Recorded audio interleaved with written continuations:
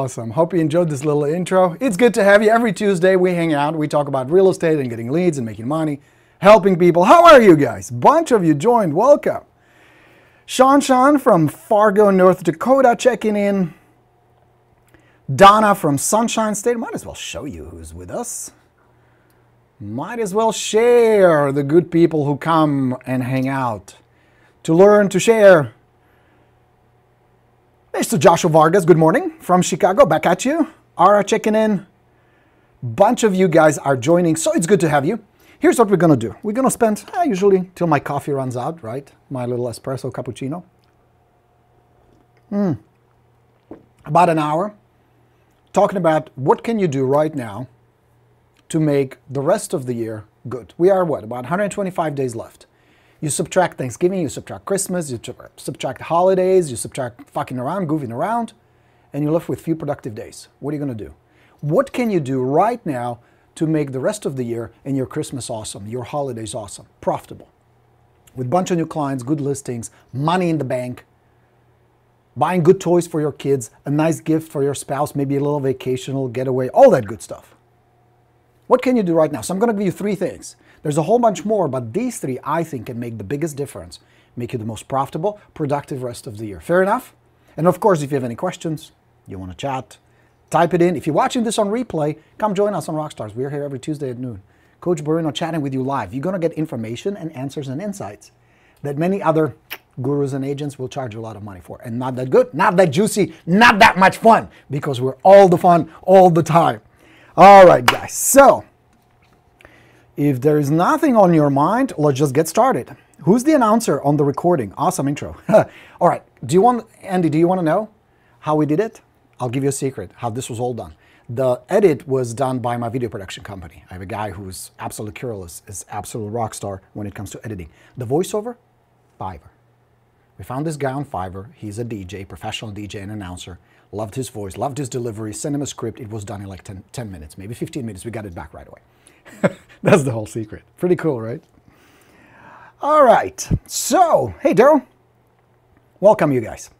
Now, let me give you the 3 tips, and let me give you something else that I wanted to share with you. Jason had a question. Hello, real estate rockstars. Just wondering if anyone happens to have a really good template to target for sale by owners' homes. I'm trying to get an idea on how to start wording my own letter, as I want to target this market to potentially get new listings. Also, if you've targeted for sale by owners properties, were you successful in getting the listing? We'll start with the second question. Yes, I was personally successful with getting for sale by owners. Many of my students have been successful. Now, of course, the disclaimer, I can't guarantee or promise you're going to get a result, you know, the usual legalese I have to tell you. And I can't blow smoke up your ass because it requires work. But we'll start with that because it ties in with what we want to talk about. How do you make the rest of the year really profitable, score a bunch of leads, be cool, feel good so you don't have to do the shitty parts. You have to spend a lot of money. You still have to work, but you get rewarded for it. So, first of all, you're on to something. Going after for sale by owners is a great idea for several reasons. Number 1, most agents don't know how to do that. They don't know how to do it right. They know, they've read, they've heard, they've been to the free seminars that FSBOs are good. They should be working FSBOs. But they don't have a system. They don't have the right approach. So first, let's start with what not to do. And this will help you. And forgive me, who sent that question? Who was that? Josh? Jason. All right. So Jason and everybody else, guys, don't take the easy route. Don't take the safe route. Take the route that's profitable. Because I got news for you guys. You are a for-profit business. Not your brokerage, not your company. You personally run a shop. This is your business that must generate profit. Somehow we get stuck on leads. Somehow we get stuck on appointments. Somehow we get stuck on a whole bunch of other stuff. We kind of forget. We're here to make some fucking money. We're here to make some dollars. And in the process, of course, help people be cool, be groovy, spread the goodwill in the neighborhoods. All that is important. But this is the bottom line. Because if you're not getting paid, you're going to go hungry. If you're going to go hungry, you're going to bail. True or false? So this is how you measure it. Is it profitable? So now, let's continue that train of thought. Statistically, I interviewed the CEO of FSBO, which is one of the largest websites where for sale by owners advertise. They have a free plan, paid plan, they track. They had about over $90,000 registered on the site over the last 3 years or so. What they found is that over 70% end up listing with an agent. So statistically, we know FSBOs are good to go after. What? 8% of homes sold in the United States are for sale by owners. So it's a shitty deal. They don't sell, they end up listing because it's just better. It makes more sense. So now with that, what is the most profitable way to go after them? We call them high probability leads. Now think about it this way. If you have all the possibilities of contacting these folks, is letter the most effective one? Is it the most profitable one? Or is it the safest method? Is it the one, well, I'll send the letter and the worst that can happen is they can throw it in the trash. No big deal. Nobody's going to come in and kill me. It's usually not the most effective way to communicate. And you guys who are my students, long-term students, my PATH members, my bootcamp graduates, people who are coming to the war room with me next month, which I'm really looking forward to, you already know. Where does the magic happen? Is it in a letter or is it in a conversation? I'll give you a secret. My thing is, I teach you how to list up to 50 homes in 50 weeks, one a week, without buying leads. That's my thing. I'm not here to teach you how to do buying leads. There's a whole bunch of other people and a bunch of ways. We're actually going to have a talk on Friday, which is going to be really good. I'll tell you more about it. How some people turn Zillow into a pretty profitable way of making it. But that's not for now. For now is let's talk about, without spending a lot of money, where does the magic happen? You get letters all the time. Shit, you get emails all the time. You get bombarded by marketing messages like nobody business. For some reason, real estate industry, I guess it's perceived as gullible, and I get that shit all the time. Magic this, 1,000 leads that, and all that shit. Put yourself in your prospect's position. Here is somebody who says, I'm going to save some money and try to sell on my own. I'm not going to hire a realtor. I read this book, Selling a Home for Dummies. And I'm going to give it a shot. And I'm going to save the $8,000 or $10,000 or whatever. Now, from day one, they get phone calls, usually very scripted phone calls. Usually most agents say the same shit. That's why by week 2, the FSBO is annoyed and tells everybody, fuck off, because you all sound the same, which they do. They get a bunch of letters. They get postcards and letters. Almost instantly, they hit the market. Same thing. They all pretty much the same thing. We're the number one. You should list with us. They try to manipulate them. They try to sell them on the idea of listing. Is it something that the seller wants to hear? Of course not. That's the last thing they want to hear. They want to be the hero. The dude wants to be a hero in front of his wife. Says, look, honey, I saved 10 grand. Or the wife wants to be the super cool one. And she's going to pocket some of that money and go shopping at Nordstrom's. You know what I mean? So now, knowing that, what is the most effective way to connect with somebody? Is to have a conversation. Not about, hey, stupid, you should list with me. But it's about, good for you. If you can save some money, that makes a lot of sense. How can I help? From the heart, from goodwill, from a position of contribution. So forget the letters. Letters come in maybe later as part of a follow-up, maybe. But go to what is most profitable. Which brings me to the overall theme of what I want to talk to you today. You have to take a long and hard look at what you do daily, your activities daily. Because as the year comes to a close, next thing you know, we're going to be buying Christmas trees. It's going to be here before you know it, right? So you have to very diligently start evaluating what I'm about to do. Is it profitable? Is it profitable? Is this the most profitable thing I can be doing right now? So evaluate your current activities. Like, we're going to wrap up in about 45 minutes or so. You're going to go back to work. Start asking this nagging question. And picture this. I was actually going to produce it, but then we realized it's pretty expensive. But imagine there's a cutout of myself, of Borino, of Sergeant Borino, standing behind you, watching over your shoulder. And then ask yourself, would I still do this? Or would that dude really yell at me? Oh, hell yes, I would yell at you. Because I promise you, 80% of the shit you do has no impact on your bottom line or very little. And the reason you do it is either because it's a habit or because it's safe. So start evaluating, and you have to be your own boss. That's the blessing and the curse of this goddamn business. You have all the freedom in the world. Nobody really gives a shit. Your broker really doesn't care. That's why you're here, learning from me. Nobody cares. Your spouse cares because they're worried. They want to get the bills paid. But the bottom line is it has to be up to you. You're your best coach. You're your best boss. And that is the blessing and the curse where you have to step up. Yes, I will help you. Part of our path is the weekly accountability. Every Monday morning at 10 o'clock, we get online and we review. What were your goals? What were your targets? What are the results? Where are you going this week? But at the end, it's really up to you because you can lie to me, you can lie to everybody, but you can't really lie to yourself. So start evaluating. Is this the most profitable thing I can be doing right now? And I promise you, 80% is bullshit. The cool thing is if you start focusing on that 20%, that's where a majority of your income comes. And if you start expanding it, guess what's going to happen to your bottom line? Guess what's going to happen to your income? It's going to go up. So that's step one. Step two, start planning the most profitable things. So step one is evaluate what you're doing currently. Step two is start planning for it. Be diligent because your planner, your calendar can be the best tool you can have because it will hold you accountable. It will record so you can go back and review what's working and what's not working. And you can start scaling in the future.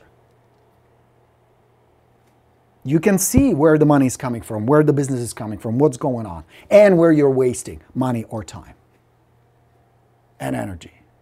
So that's the second tip. So first is evaluate. Second is plan. And third is execute. That means you're rock solid, focused on nothing but profitability. Helping people, making money, feeling good.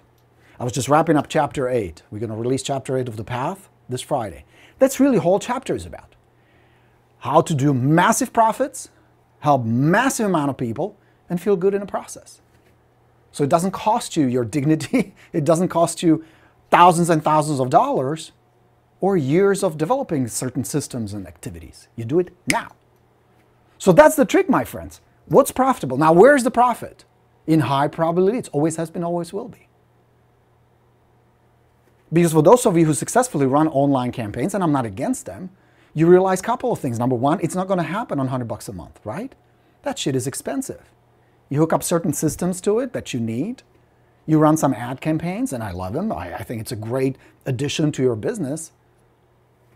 But it's going to cost. And you still have to learn it because you either then going to hand it off to somebody or you're going to master it. But it's not going to happen overnight. So now compare it to someone like a for sale by owner, where statistically we know 70% list within 30 to 60 days. What's a better lead? Now, where many agents get stuck is they screw up the process. They screw up the system. They screw up the approach. That's the catch. That's why you need a guy like me to show you, here is how it works. Here's the psychology. Here's the first approach. These are the lines you need to use. And I'm not talking scripts. I'm talking about here's how you connect with them. Here's the structure of the conversation. Here's the follow-up. Here's the building connection, building trust, establishing authority. All these elements that you must have in place in order for them to see you as the expert, who is somebody who is trustworthy, who is competent, who will get the job done. Same with expired listings, same concept. Different approach because the psychology is different and you need to know the difference. New expireds, old expireds, canceled. Those are all very nice high probability leads you can convert fairly quickly. Very often much quicker than online leads where sometimes they can take, the average number I have been reported by people who do this and do it in a high scale is 401 days right now. From the time they secure an online lead till the time they receive a check, it takes 401 days. Now the question I have for you is your business model sustainable so you can wait 401 days, which is almost a year and a half, if I'm not very good in math, but somewhere there, right? To get paid. Where with the FSBO, you can convert FSBOs very quickly without pressure, without being salesy, cheesy, obnoxious, douchey, none of that. Expired, same thing. Sphere of influence, Jesus, referrals, that's business all around you. 12% of Americans will move this year. 12% of us. So if you have 100 friends on Facebook, 12 of those, statistically, will be moving. What if you had 1,000 friends? That's where the business is. Now here's the difference, and here's somebody, there are many people looking for the shortcut, for the magic letter that will do the work for you. Ain't no such thing. I've been at this for 25 years, almost 30 years. Letters help, postcards help, good emails help, texting, all that helps. Those are support tools. But there comes a point where you have to step up and deliver confident connection, confident communication, either on the phone or in person. That junction must happen. Without it, doesn't matter. But that's also a part that most agents avoid, which is both good news and bad news. The bad news is you still have to master it. The good news is most agents will not. That's the real answer why we have such a high failure rate in real estate. Because it is a skill. It is something that needs to be developed and mastered, role-played, practiced. How many of you, be honest, how many of you diligently practice as part of your day daily? Be honest. And if I were to rate you, if you and I were on the role play, which we're going to do soon, a live role play, which is going to be fun. If I were to go on a role play, would I rate you 5 stars in the way you communicate? And then how dare you, without being the top you can be, the 5-star communicator you need to be, you have the balls to get on the phone and talk to people if you don't know how. They'd be like, you want to be a cab driver, but you don't know how to drive a fucking car. That's a core skill you must develop. And those of you who master and develop it, rock it, because you understand it's important. Connecting with people, building trust. Tools, resources, and systems, all absolutely critical. Important. But if you can't get on the phone and have an intelligent, confident, connected dialogue with somebody, conversation, not reciting some bullshit scripts, you ain't got a chance, my friend. That's the reality of it. I'm not talking about being a salesman. I'm talking about being a high-status rock star agent who knows how to connect with people, how to qualify them, how to ask the right questions, and then how to run the business so it's profitable. Not that sexy, I know. It would be cool to show you a cool postcard, send this shit, and you're going to get 10 listings in next week. I know. Somebody's got to tell you the truth. Those people peddling all kinds of shit, who wants your money? Now, I want your money too. But I deliver, because if you fail, I'm fucked. Make sense? All right, let's look at some questions you guys have. Hey, Mr. Joe Razzo, good to have you, good sir. Always nice to have you. Oh, speaking of Zillow. So we had a conversation here at Rockstar recently, and some folks said, hey, look, dude, we're doing all right with Zillow. We're closing some deals. So I'm like, cool. I'm always curious. I always want to learn. I'm always anxious to talk to people who do well. So Mr. Mike Naiman, Mr. Nick Himes, and Amber Lois Wakefield. I hope I fucked that name right, because you know me. I am very good with butchering people's names, so Amber, forgive me. But Mark, Nick, and Amber will be here this Friday. What is it, September, October, what are we in? August 31st, right? We're going to be talking about noon, Friday at noon, live. Little panel, how they made Zillow work. They're getting leads from Zillow. Now, you can be bashing Zillow all you want, and it's fine. If it's not part of your business model, I'm perfectly cool with that. I'm not against or for. I'm neutral. But if some folks figure out a way to make it work, let's hear them out. Let's see what they have to share. And they were awesome and cool enough to come on board, and we'll spend about an hour chatting with them. So come, ask questions, see how they do it. Maybe you'll pick up some good ideas. Yeah? What do you think?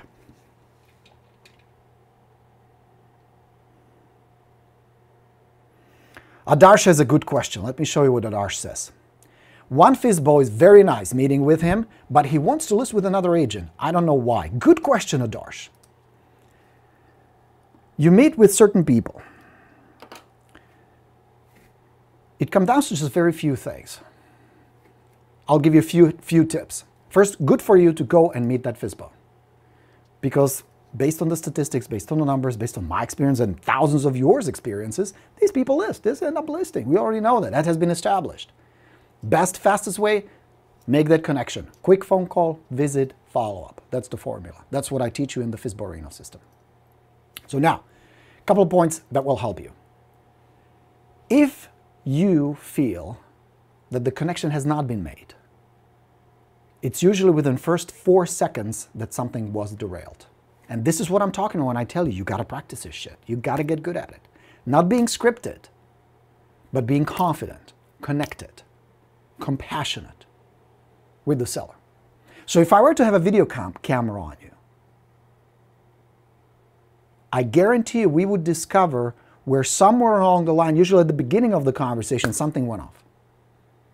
You were either coming across as too aggressive, too strong, too scripted, too salesy, or too low status, too needy, too desperate, too nice. That was my mistake. I thought, well, if they're going to like me, I have a better chance of getting the listing. I was wrong. You need to be right in the middle. High status agent. Confident, in control, but also compassionate, cool, poised. So somewhere along the line, something got derailed. You didn't click with the seller. That will occasionally happen. Even the biggest rock stars, even the absolute masters of this stuff, and some of you guys that I had the privilege to train are really rocking this. You're not going to bet 100%. Nobody will. So don't put that much pressure on yourself. Never get stuck on one. Never get stuck. Learn from it. Because if you objectively look at the conversation, if you start really analyzing it, you probably pinpoint, oh, okay, I think I fucked up here. I shouldn't have said that, or I shouldn't have asked that, or something got there. I missed something. And that's okay. It's part of the process. I just believe practicing when it doesn't matter is a whole lot easier than practicing on a real FSBOs, because it can cost you. But it's okay. It's part of the process. Now, point number 2.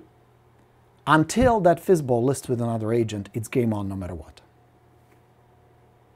I would never, ever, ever drop a FSBO until they either listed with me or somebody else, or they sold and closed. That's it. Because you're going to hear all kinds of noise. We already have an agent, and my brother-in-law is an agent, and we have this, and we have 10,000 offers, and blah, blah, blah, blah. It's a noise. What I'm looking for is actions. What actions are they taking? Now, if they're actively interviewing agents, oh, hell yeah, I'm all in. But until they do, they're going to tell me all kinds of stuff, and very often they say just to brush people off, because they figured out, oh, if we say this, most agents go away. Yay! Okay? So keep following up, follow the system. I don't know if you have the Borino or Dash, I really don't know. If you don't, you might want to get it. It's a good system. It just gives you everything. It's a system in a box. So just follow up, keep in touch, be helpful, be cool, ask questions, qualify, help, offer tips, offer advice, offer guidance, offer service, and stay with them. So that's 2. So 1, figure out where it got derailed, where it fell apart in your conversation. 2, stay in touch no matter what. There's only one exception to that rule. If you absolutely 100% determine that the FSBO is not motivated, if you're clear, these people can stay here for 2 more years and no big deal, you don't have a lead, you don't have a seller. Remember, your job is to solve people's problems. That's your business. And if your prospect doesn't have a problem, you don't have a prospect. If this FSBO can stay in that house for 2 more years, and it's no big deal, if they don't have a core driving emotion, driving them either out of the house or pulling them somewhere else, you're wasting your time. Because I promise you, from experience, the only thing worse than not having listings is to have a listing with a seller who's not motivated. And all of you who've had one, and every single one of us have done that, right? You're shaking your head now. You're nodding your head yes. Am I right? See?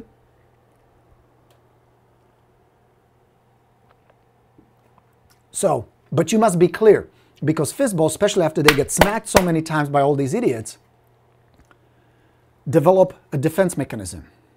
Hide their motivation, pretend they already have an agent, tell you how many buyers they already have, they have these many offers and all that stuff. Look at the actions.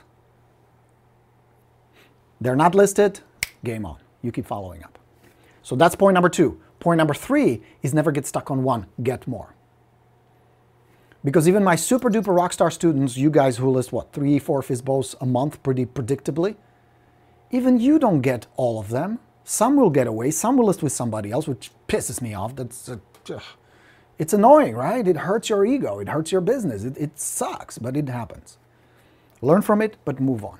Always keep feeding that pipe. Some will convert sooner, some later. Some will never convert. Some will never sell. Some will list with somebody else. Some will sell on their own. Maybe with your help, that's fine. It's just part of the process. But if you keep stuffing 10, 15 new FSBOs into that pipeline every week, you're going to be fine. And here's the best part. You're going to improve in the process. Because I promise you, my first few conversations, like with FSBOs and expats, forget about it. You think Borat was funny? I was hilarious. It was horrible. I can't believe nobody shot me or kicked me out or did something physical to me the way I sounded.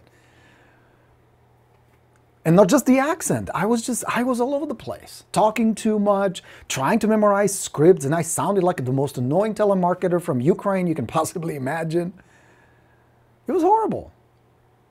Then I got the digital recorder, and I'm like, oh shit, I better get my act together, start working on this stuff. But the good news is, with some practice and diligently staying with it, you can get better at it. And you must, if you really want to master this. Yeah? So those are the 3 things that will help you. Helpful? What do you say?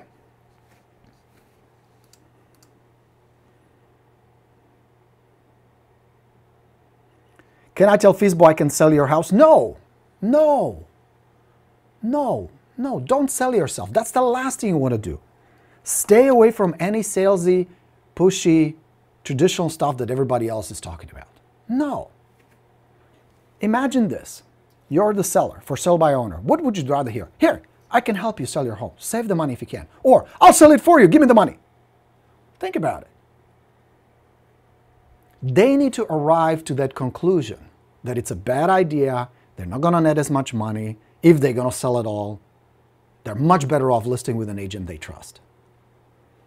But see, the best way to get them to that conclusion is indirectly. Because the moment you start telling them all that, or worse, you start marketing to them with that stuff, they're going to build a barrier. You're going to be lumped with everybody else in that giant pile of horse shit with everybody else in there, with all the other agents. You want to stand out, you take a very different approach. But Borino, what if they end up listing with one of those aggressive agents? Then you missed something. Then you screwed up something in the connection, in the trust development process. They saw that other agent as a better choice than you. Why? Why did they pick that up? Why, from their perspective, was the other agent a better choice? You need to decipher that and you need to fix that. And I promise you, it's 100% time they liked, trust, and respected the other agent more. End of story. Again, not something most agents want to hear, but that's the reality, so you got to work on that part. Your communication abilities.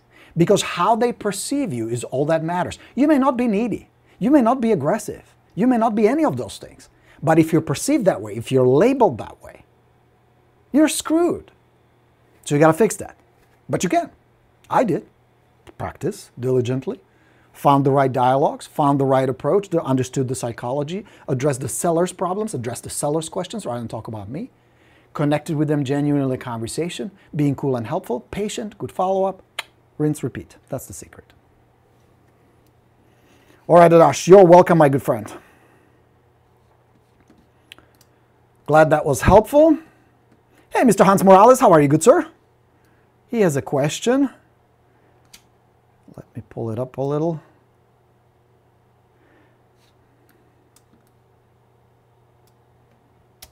So, Mr. Hans would like to know, hello, Borino, when door knocking expires, how do you come about when seller says, house is not for sale, not interested, and midway's close the door on you? I've happened to me a lot. Me too. That happens. Just part of the deal. Few things that will help you. Again, I get this question very often. Borino, there are so many real estate coaches. How are you any different? Other than this sexy, lovely, strange accent that you're hearing. What makes me different is I've become an astute student, diligent student of human behavior and psychology. And there are things that only I teach. There's nobody else who will teach you the way I teach, for example, core influence, which is chapter 2 of my monthly coaching on the path. Now, why do expireds react that way? And how can you prevent that? Can you prevent that? First, let's understand their behavior. The reason expireds get so mad and slam the door or slam the phone on you is because of one emotion, and that is anger. And anger is just a variation of fear.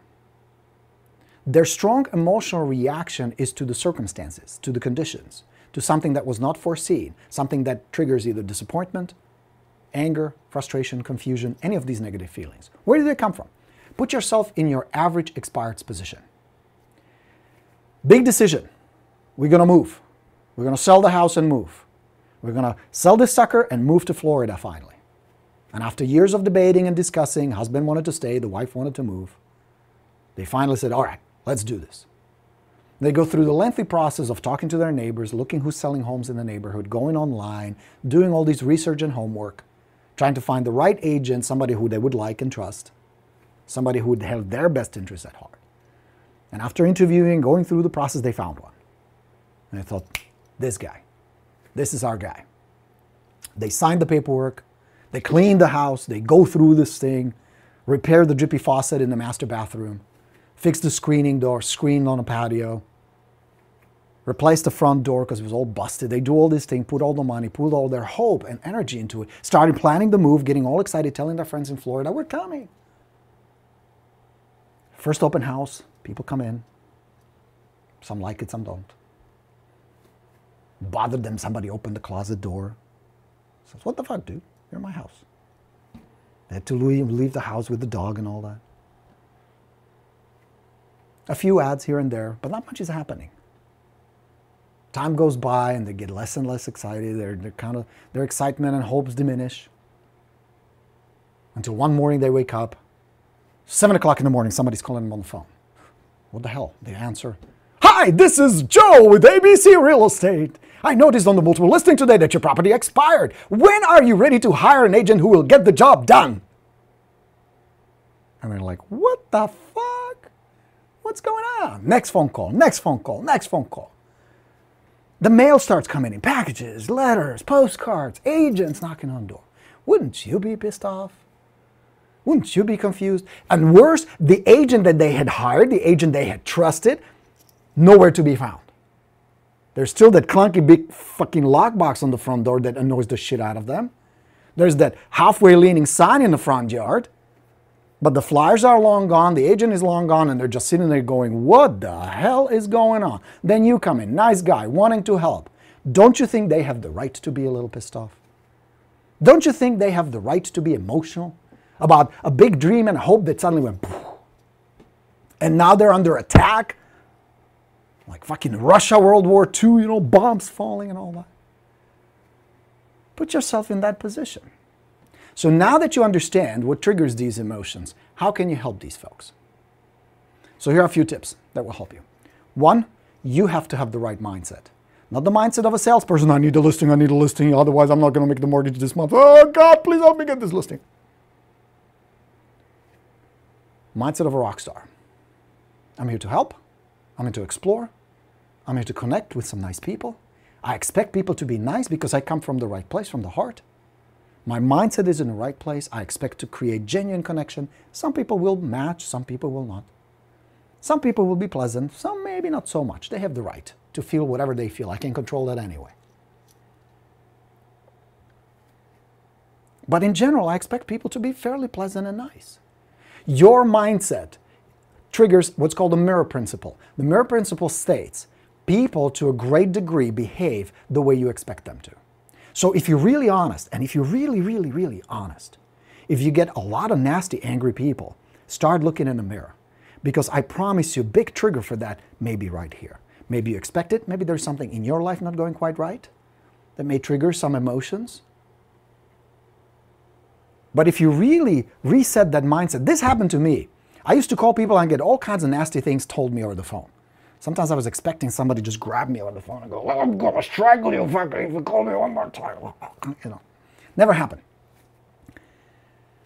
Until one day I'm like, all right, either this has got to change. I don't want to do this for the rest of my life. Annoy people, not get any results. Fuck that. If real estate is, this is what real estate means, then I'm rather be a garbage man. Yeah? So I reset my mindset. I created this my movie about Harry and Martha, an older couple who wanted my help, who wanted to connect with somebody, who wanted to move, and things changed. Things changed. Mindset, step one. Step two, your approach. Make sure you're one of the first ones to talk to these folks. Because even, and I mastered that stuff, not because I'm such a genius, but because I did it so often. I mean, I had thousands of conversations. So of course you're going to get good at it. But when I was the agent number 20 they talked to, even I couldn't pull it off very often. You know what I mean? So be one of the first ones, whether it's on the phone or in person. And then three, don't give up so easily. I had Miss Besak. You guys who have the Expired Plus know the story from the book. I was in my office in the morning, calling expireds as I would every morning. And this old lady picks up. She lives in Whittier, little house, tiny little old house, nothing fancy, expired listing. She picks up. I open with, you know, my usual smile, the whole thing. I had never in my life heard an old lady cuss away. Now, I have a bad language. I know that. My language, fuck that. This lady, I was an amateur. I was a Catholic priest compared to the way she was talking. Man, she cussed me out. And she must have been in her 70s. And she just unloaded over the phone, like, whoa! To the point I was kind of amused by it. More than anything, I'm like, shit. And normally I would just like, all right, next. She seems really pissed and life is probably rough and whatever. But there was something about her that just kind of, what the, that just doesn't happen that often. I'm going to go see her. which in retrospect might have been a dangerous choice. So if this lady had weapons in her house, she had guns, I might have not been talking to you today. Anyway, I knock on the door, open the door, same thing, even worse. And she's this big. I mean, she's the size of a trash can. And she's like, whoa. No, you know, it's like a wave. You almost feel the wave, the energy and the how she opened up on me. And I'm thinking, this lady must go through some really heavy emotional turmoil to be this upset. Because think about it this way. If moving didn't matter to her, if selling was not that important, if this whole business of real estate was just like, if it happens, great. If it's not, no big deal. Would she be that upset? Of course not. What was really going on? That must have been something that really bothered her. And that's what gave me the compassionate jolt to stay with her and let her vent. She vented, then she calmed down. Like, shit, if she collapses on me, that would be interesting. She didn't, thank God. Anyway, so this little Nazi, after she vented, turned out to be one of the nicest people I ever met. I connected with her. She actually invited me in, which I was like, dude, if she's going to pull out an axe, I am so fucked. I went in. We got to talk. What turned out to be the reason why she was so upset, same process. She hired an agent, got all disappointed. Her health was getting bad. She got some really bad news. She had only so much time, and she wanted to be near her daughter in Florida. And now she hired this agent. The agent fucked her, didn't want to cancel the listing. Nothing got done. Anyway, she was really upset about the situation. And what pressured her was that time urgency, knowing she only had a very short amount of time. It turned out to be, I think, less than 2 years. So she wanted to be with the grandkids. She wanted to enjoy the last few days of her life with the people that she loved and who mattered to her the most. And she saw her real estate agent and consequently everybody else in the business as the source of this misery she was in and this predicament. So I listed the house. We sold it fairly quickly. She moved to Florida. And this was one of the first clients who actually sent me a thank you card, which really touched me. Next time I'll show it to you. I have it. As a matter of fact, I might have it handy. Hold on. I'll show you. So it all turned out well. Now, I was thinking, what would have happened if Miss Besak, let's see if I can find it here. If I gave in right away, if I gave up, you know what I mean? Let's see if I have it here. I thought I did. This is like my treasure box of things. And I do have the thank you card from her. Anyway, I'll find it. I'll post it later. And I'm thinking, what if I gave up too soon? Like most agents did. I wouldn't have the opportunity to connect with somebody. I wouldn't have the chance to be helpful. And God knows where she would end up. Still stuck, or who knows? So the moral of the story is, understand their point of view first. Go from your heart. Do the technical things we talked about. Be the first one, use the right approach, high status, smiling, good, confident mindset, and all that happens. But if they chew your ass off, which sometimes they will. I mean, guys, it's not just in real estate. I was in a grocery store not longer with Hannah. And the checker that was checking out the food, taking money, got in a conflict and some argument with the customer. The customer yelled at the poor girl was crying. So there is stress and there are angry people, there is tension no matter what. No matter where you work, what you do. It's just part of life, not just part of real estate, it's part of life. That's the reality. So you got to develop a little thick skin. It requires a little bit of a shield with the right mindset, the right physiology. Now, even if that happens once in a while, here's the last piece of advice I can give you. Stay with them. Don't give up so easily. I had people tell me, we're never going to move. Don't ever come back. We're not going anywhere. This, blah, blah, blah, blah, blah. 2 months later, if I can call a banker sign in the front yard, I'm like, what the hell? They just told me they're not going anywhere. Look at that. It's just they're so wrapped up in the moment. They're so wrapped up in their emotions. They're so wrapped up in the confusion of the whole thing.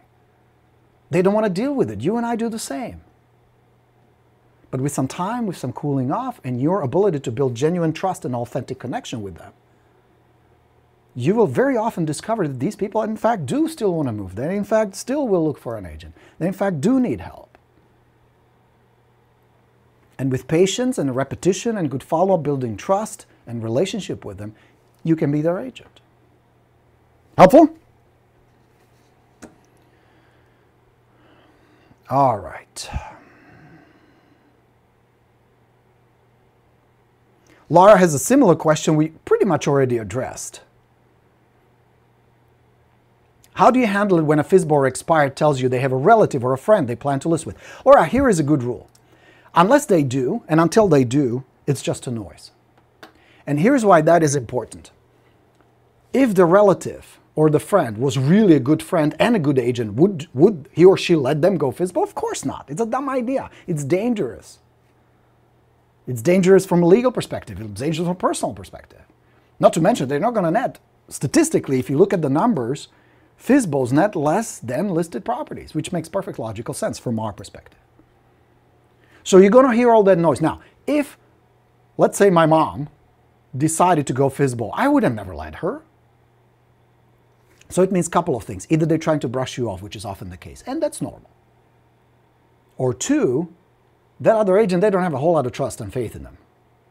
Because if that agent let them go FSBO, that tells you a lot about the level of expertise, communication abilities, trust, and all that there. So don't worry about it at all. Follow up. Keep in touch. Now, what if they do list with them? So what? You haven't lost anything, but at least you gave it your best shot. Where you can go to bed at night knowing, I gave it my best. I'm doing my best. And I can't control the actions of others. You have no control over it. But what you can control is what you deliver. How much good follow-up, how much resources, how much good information, how much connection you can build. You control all that. Get good at that. And then when you stuff that pipe with good FSBOs and good leads, some of them you will convert. Plenty. You can. Yeah? So don't get dismayed by it. Don't get swayed by it. Doesn't matter. Keep in touch. They will repeat it over and over. Now, if they end up listing with them, you wish them good luck. Move on to the next one. ¿Está bien?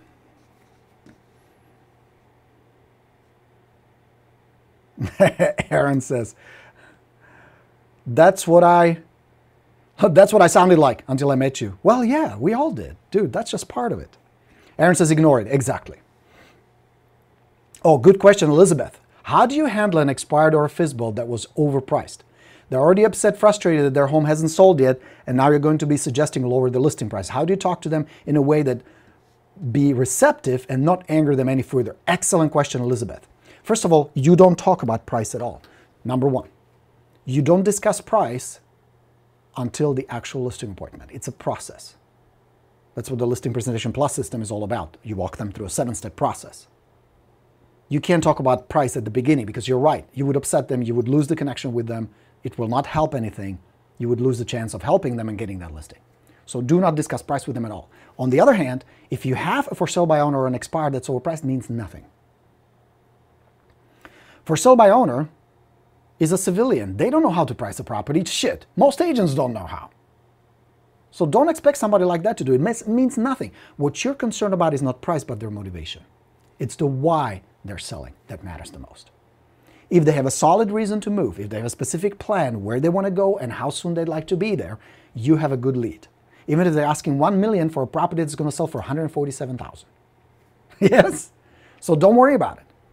Because if they're motivated, if they have a core drive and emotion, then price is irrelevant. It's going to sell for, it's going to sell for. Here's the insight. Seller doesn't set the price. It's not up to the seller. Now, majority of the agents, not you rock stars, but the others, don't have the skill, the knowledge, or the balls to tell the truth to the seller, true or false. Right? But who sets the price? The buyer. That's it. The buyer says, yes, I'll pay $147,000 for it. Let's go. And then the bank, of course, has to approve it. But it's not up to the seller. The seller can ask for it what they want. They believe what it is worth. We need this much. We want this much. We think it's worth this much. None of that matters. It's up to the buyer. The buyer must see the value and say, I'm paying for this house, 147, 240, whatever. So don't worry about it. It's not up to the seller. Now, through the process of building connection and relationship, establishing your authority, delivering credibility, you come to a point where, as the authority, you're able to tell the seller the truth. But you do it with compassion. Authority, connection, confidence, and compassion. Those are the elements that must be present. And through the Presentation Plus process, I'll teach you exactly how to do that. We work on it in Path too. So if you want to know about Path, you can check it out. GoBorino.com. It includes everything, where I'll teach you all this. Communication, confidence, all that is part of it. Go to GoBorino.com, check it out, sign up. But that's the secret. So don't worry about price. It's all good. Now, what if during the conversation you discover these people are not motivated? They don't have a problem, they don't have a need? That's a different story. But don't base it on price at all. Don't worry about the price. Through the process, through your listing presentation, through the communication, the pre-listing process and all that, where you establish your authority and your expertise, also as a guide, not a salesperson, very different positioning, they will understand, one, the price is what the price is, we don't control it, we can say yeah or nay, that's it. And two, they will trust you so that if you tell them 1 million, too much, 147,000, they will go, makes sense. If we want to move, this is what we're going to get. Now, there's a catch to that, Elizabeth. You as an expert need to know what that number is. Just like a good appraiser will tell you, this property will sell for 147,000, it's going to take about 37 days. You need to be at that level. That's part of your core expertise. Yeah?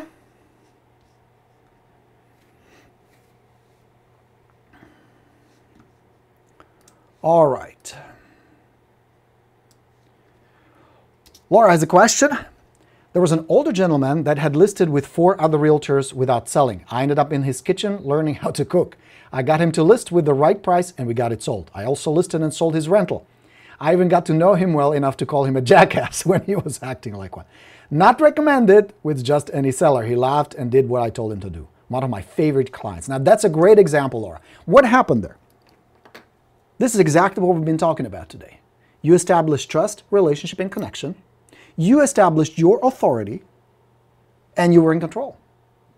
And the seller not only appreciated that, they felt relieved. This guy felt relieved that he was finally in somebody's competent hands who can take over this whole thing for them, who can handle it, who can be trusted. And that's the secret. That's how you get to that. It's a matter of a sequence of skills that you deploy.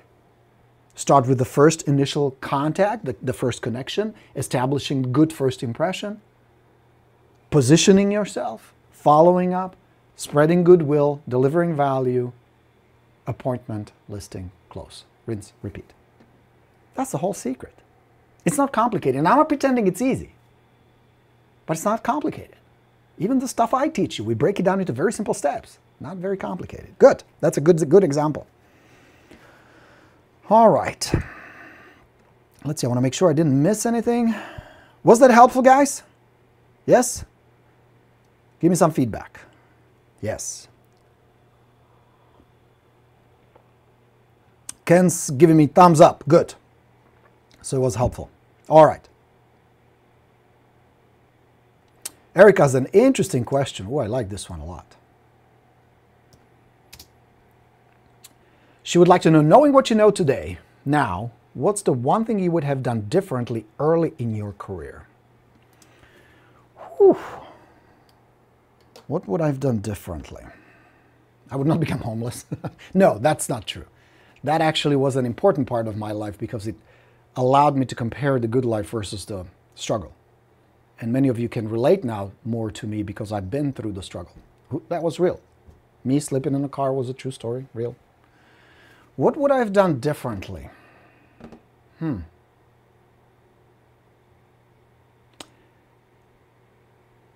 I would hire help. I would hire more people to help me. I did have my assistant Lydia. She came on board, but she came on board late.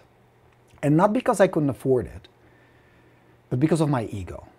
Because I believed that nobody can do as good of a job. My clients deserve me and me only. And I'm the best at it, and I don't have the time or the desire to train somebody else and tell them what to do, and then they're going to leave and get their real estate license, which is what happened with Lydia. But it took 4 years, so she was phenomenal. She was awesome. So I believe I could have grown my business a lot faster and make a lot more money and serve more clients if I had a transaction coordinator, full-time assistant, buyer's agent sooner. That would be the one thing. that would have made the biggest impact on my bottom line sooner. I waited too long. That's number one. And number two, I would have listened to the other agents less. Because even though many people around you mean well, they come from the right place, they want to contribute and help and be cool and be helpful. I was taking advice from skinny chefs. You know what I mean? The French say, don't ever trust a skinny chef. And as you know, in this business, a lot of people are skinny chefs. They tell you what to do, and then they close 5 transactions a year. So a lot of the confusion, I could have avoided a lot of the confusion. I could have avoided a lot of the mistakes and dead ends by just following people who are doing really well or going to a coaching from people who are credible, who not only talk the talk, but walk the walk. Those are the 2 things. All right? All right. Last week I met a FSBO at his house. He was very focused on a commission and kept bringing it up. The house had been on the FSBO market about 25 days at the time. I met with him last Thursday. Says Bob, his wife and kids have already moved to another state. Let me open it up. Hold on, I'm going to move this up. Here we go. To another state. The house is overpriced by about $100,000 and is bad cosmetic condition all over. He has been talking to several agents, including one who apparently were listed for less than 4%, which he thinks is way too high. I never spoke about commission and kept deflecting. He agreed to continue our communication. I'm not sure he will ever get off his ideas about commission. Maybe he will, Bob, maybe he will not. Yes, there will be some clients and some people who will be absolutely 100% shopping based on commission. That's the Walmart mentality. That is not your ideal client. They don't meet the parameters of your ideal client. If they sole criteria, how they're going to choose an agent is not based on trust, not based on credibility, not based on expertise, not based on relationship, but based on dollars, I would move on. Now with this guy, that may or may not be the case. I don't know yet, and you don't know for sure either. Money may be important. It may be important criteria. But until, think about it this way. If the other agent willing to do it for less than 4% was really the best choice and the candidate, he would have gotten the listing by now. But that hasn't happened yet. Look at the actions, not the words. And the action so far has been consistent with every other FSBO. Make sense? So now, I would tell them, and I told this to sellers. I said, look, if the commission is the only thing, I promise you, if you look hard enough and long enough, you're going to find some bored housefrau who's married to some rich lawyer, who's just looking for a distraction, doesn't want to watch QVC all day, wants to do something else. She will sell it for $500 just to get out of the house. There will be somebody who's going to do it just for a few dollars. I'm not your guy. If the money is really the only thing, I'm not your guy. Now, of course, I would not discuss commission until it's time to discuss commissions. But I would also make it very clear, I'm not the cheapest choice. I'm not the most expensive one, but I'm sure as hell not the cheapest one. But as they say, you get what you pay for. Would I argue with him or handle it as an objection or any of that? Absolutely not. I would continue my follow-up, we will continue the conversations. I would go exactly by the book of the FSBO Borino until he either lists with another guy or lists with me. That's it.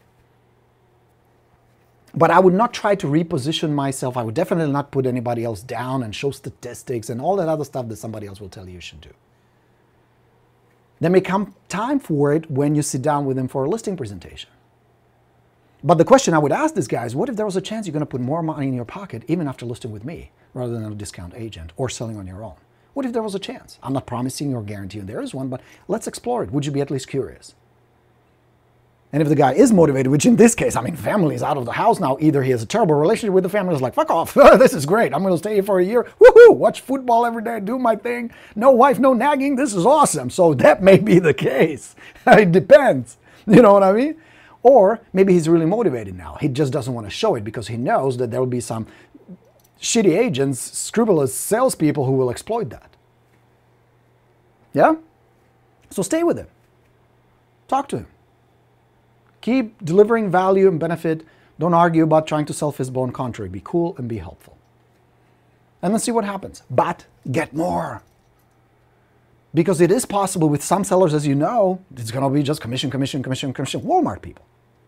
I have nothing against Walmart. I buy stuff at Walmart. It's all good. But you understand what I'm saying? It's a certain mentality. They'll be so stuck and so narrow-minded on the money, dollars alone, they don't see the big picture, what really matters. And it usually costs them in the long run, as you all know. Yeah?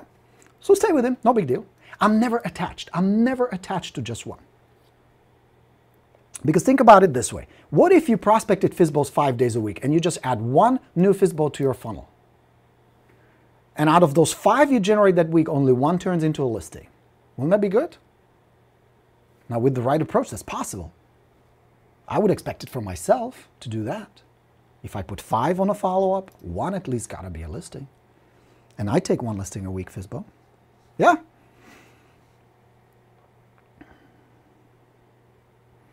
All right, so I hope that was helpful, Bob. Which is great that you're working with them. It's great that you're keeping in touch. That's the whole secret. Just stay with it. And see what happens. But don't discuss it too much. Don't worry about it too much. And if he keeps pressing, tell him. We'll sit down, we'll talk about it. Not only what my commission is, I have several plans, and I'm sure we pick one that will fit your budget. But let's figure out what is the most the buyer's willing to pay, how long would it take to sell, are there any improvements, any repairs we need to do to the house. I'll show you how I market my listing so we can get the top dollar for it, sell it quickly for you so you can be with your family.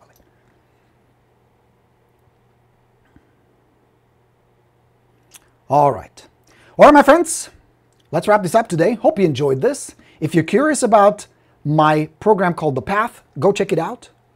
It's how to do up to 50 listings in 50 weeks without buying leads, just doing stuff that works without spending too much money online or all that stuff.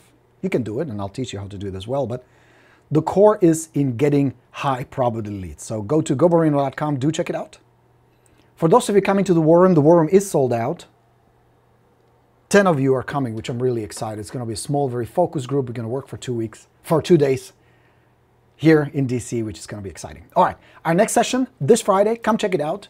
August 31st, 12 o'clock, right here on Rockstars. We're going to talk about Zillow. 3 people will share with us the strategies and tips, how they made it work, how they get business from Zillow. Do check it out. And good coaching sessions coming in September. I'll post the full schedule here on Rockstars. If you have any questions, do let me know. I'm here to help. Post on Rockstars. We're here to help each other. We're here to talk about leads, listings, and commissions. Please, don't spam the fucking group. Lately, we had some influx of people who try to sneak in your bullshit open house and your new listing and shit like that. Don't do that. It's going to get you kicked out. We're here to support each other. We're here to, what's the word I'm looking for? Inspire each other, guide each other, answer questions. No legal questions, no contract questions, no commission questions. Keep it cool. Focus on leads, listings, commissions, how to be a rockstar real estate agent. This is the place to be. Thanks for being here today. Coach Borino signing off. I'll see you on Tuesday. Tomorrow is a big day. My darling wife, Hannah, it's her birthday tomorrow, so we're going on a little motorcycle ride. We're going to celebrate. So, do me a favor. Post a little video wishing her happy birthday. Don't tell her I got you to do it. But post a little video here on Rockstars. Tag her, Hannah Latin, tag her. Post a little birthday video for her. Do it as a favor for me. That'll be awesome. Thank you for being here today, you guys. I'll talk to you next week. Coach Borino signing off. Let's go get him. Bye, everybody. Adios.